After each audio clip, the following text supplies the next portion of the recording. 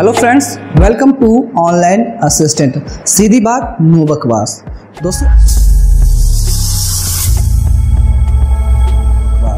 दोस्तों आज की इस वीडियो में बात करने वाला हूं कि अगर आपने अपना पासपोर्ट बनवा रखा है और कहीं पे आपका पासपोर्ट गुम हो जाता है या फिर आपका पासपोर्ट किसी कारणवश खराब हो जाता है, जैसे कि उस पर पानी गिर जाना या फिर किसी तरीके का उसमें फफूंद लग जाना या फिर आपका पासपोर्ट कहीं जल जाता है, तो वो नया पासपोर्ट आप कैसे बनवा सकते हैं। दोस्तों एक नया पासपोर्ट बनवाने के लिए जो प्रक्रिया है थोड़ी सरल है, लेकिन जब पासपोर्ट आपका गुम हो जाए या फिर ख़राब हो जाए तो उसके लिए एक अलग प्रक्रिया है।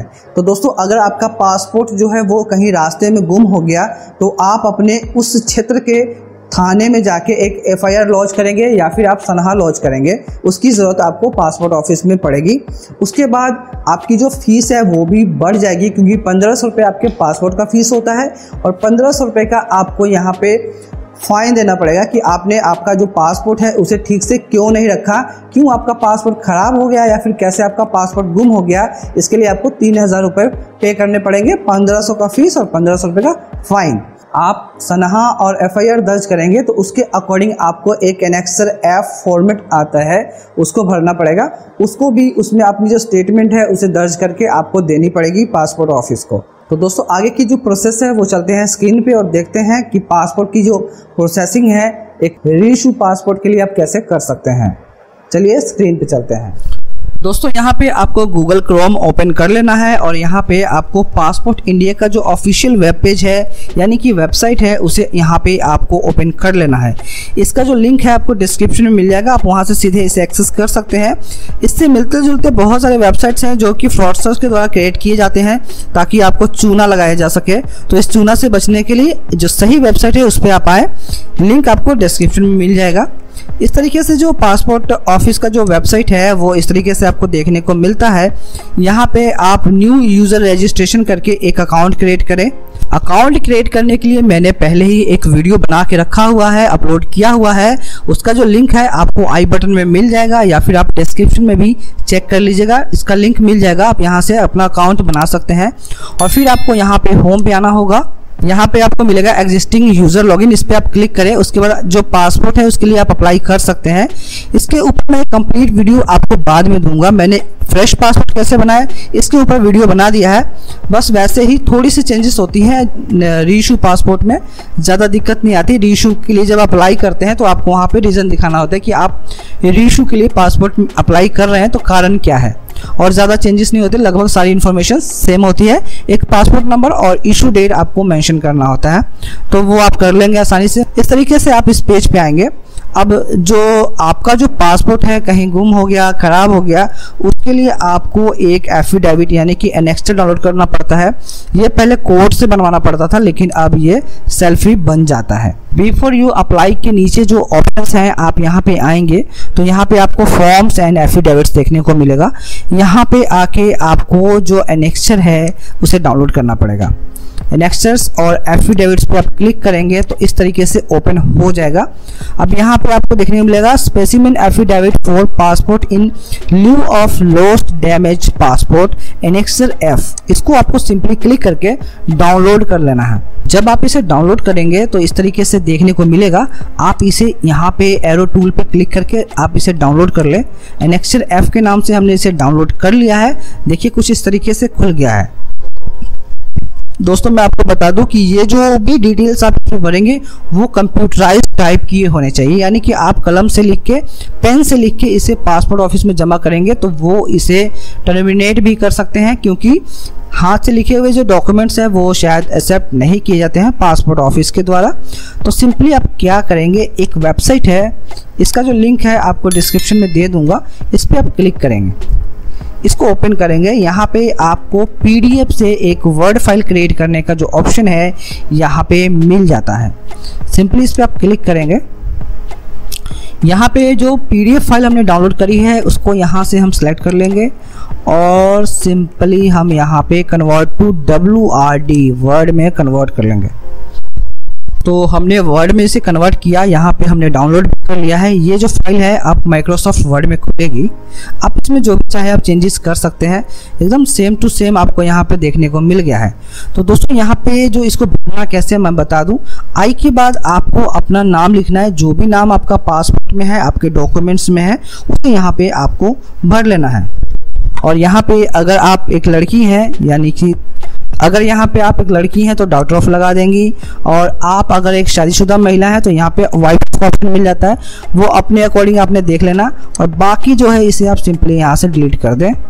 उसके बाद यहाँ पे अपने पेरेंट्स का नाम डाल देना है, फादर्स नेम, ठीक है। उसके बाद यहाँ पे डालना है, यहाँ पे आपको रेजिडिंग एरिया में पूरा एड्रेस डाल देना है आपको पिन कोड के साथ, जैसे कि एड, पोस्ट, PS, आपका डिस्ट्रिक्ट, उसके बाद स्टेट, उसके बाद इंडिया डाल दीजिएगा और पिन कोड ज़रूर डालिएगा। तो यहाँ पे फुल एड्रेस जो है आपका आ जाएगा। अब यहाँ पे जो है हमें 4 मेनली ऑप्शन मिलते हैं। यहाँ पे ये पूछ रहा है कि state how and when the passport was lost, damage and when FIR was lost eight which police station and how many passports were lost damaged earlier. तो दोस्तों ये पूछ रहा है कि यहाँ पे आपको बताना है कि आपका जो पासपोर्ट है वो कहाँ गुम हुआ या फिर कैसे ख़राब हुआ। अगर आपने FIR या सनहा लॉन्च किया है तो किस पुलिस स्टेशन में किया है, और इससे पहले आपके कितने पासपोर्ट हैं जो गुम या ख़राब हो चुके हैं। तो सिंपली हम यहाँ पे इसका जो आंसर है वो दे देंगे।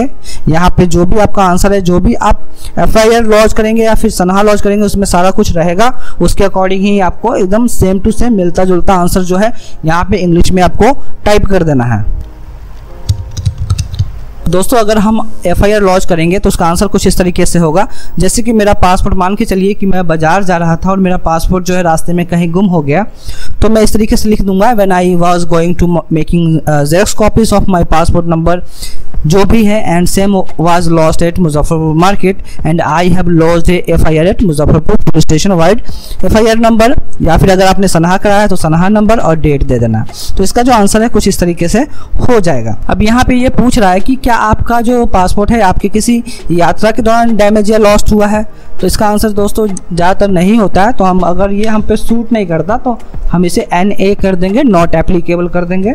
दोस्तों यात्रा के दौरान अगर आपका जो पासपोर्ट है गुम या ख़राब होता है तो आपके यात्रा से संबंधित सारी इन्फॉर्मेशन देनी पड़ेगी, जैसे कि आपका फ़्लाइट नंबर, किस डेट में आप भारत में एंट्री करने वाले थे या फिर भारत से बाहर जा रहे थे, इस तरीके का जो भी इन्फॉर्मेशन है वो आपको यहाँ पे सारा देना पड़ेगा।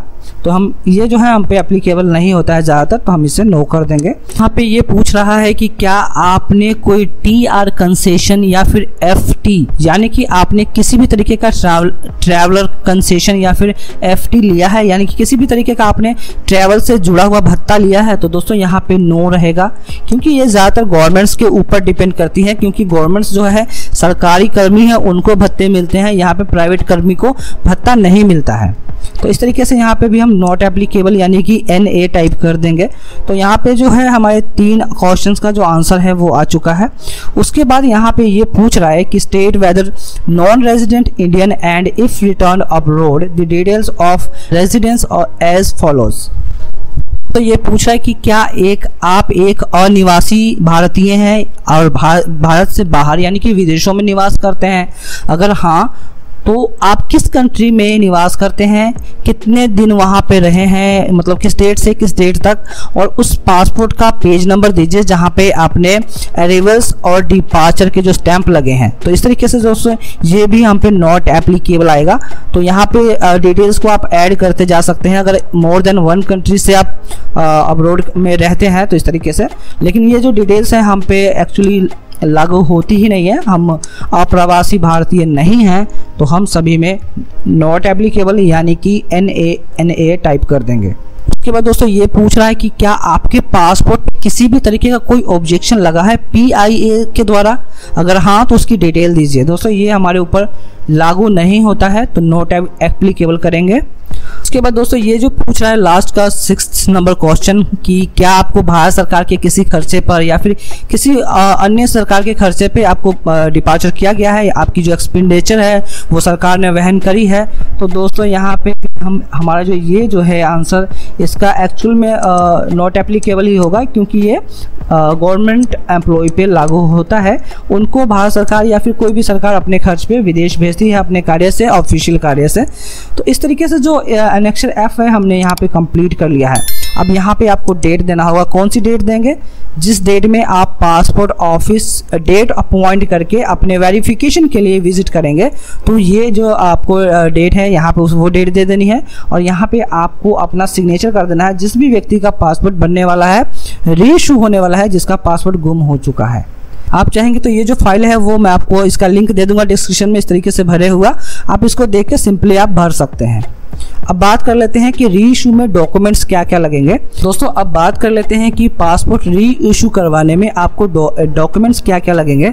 सबसे पहले तो आपको जो है आपकी पासपोर्ट का जो फर्स्ट और लास्ट पेज रखना चाहिए संभाल के, इससे आपकी जो पासपोर्ट की जो डिटेल्स है वो ट्रैक हो जाती हैं। फिर हमें फिर से passportindia.gov.in पे आना होगा और यहाँ पे आने के बाद आपको एक ऑप्शन मिल जाता है। यहाँ पे आने के बाद आपको एक ऑप्शन मिलता है डॉक्यूमेंट एडवाइजर, इस पर आप क्लिक करें। अब यहाँ पे आपको देखना है कि आप री इशू करवाना चाहते हैं, तो यहाँ पे जो सेकंड ऑप्शन है वो मिल जाता है, इस पर आप सिंपली क्लिक करें। अब यहाँ पे पासपोर्ट का जो प्रकार है वो आप नॉर्मल ही रहने दें। तत्काल में जल्दी पासपोर्ट मिलता है लेकिन फीस बढ़ जाती है और डॉक्यूमेंटेशन भी बढ़ जाती है। हम सिंपली इसे नॉर्मल पे क्लिक करेंगे। अगर आप एडल्ट हैं तो एडल्ट पे क्लिक करें, अगर 18 साल से कम उम्र है तो माइनर।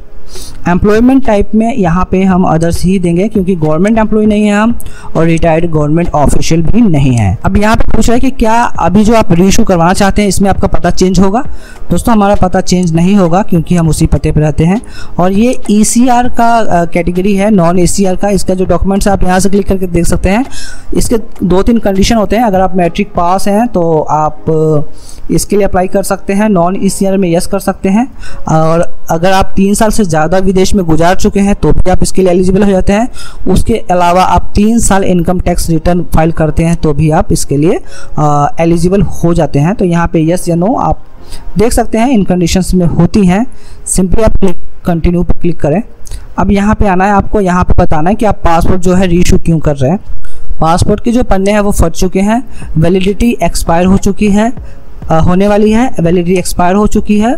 हमारी जो वैलिडिटी जो थोड़ी थी इसलिए हम इसे बढ़ाना चाहते हैं, वो भी है। हम यहाँ पर सिंपली स्टॉलन पे क्लिक करेंगे क्योंकि हमारा जो पासपोर्ट है वो लॉस्ट और स्टॉलन पे हो चुका है, डैमेज होगा, तो यहाँ पे क्लिक करेंगे।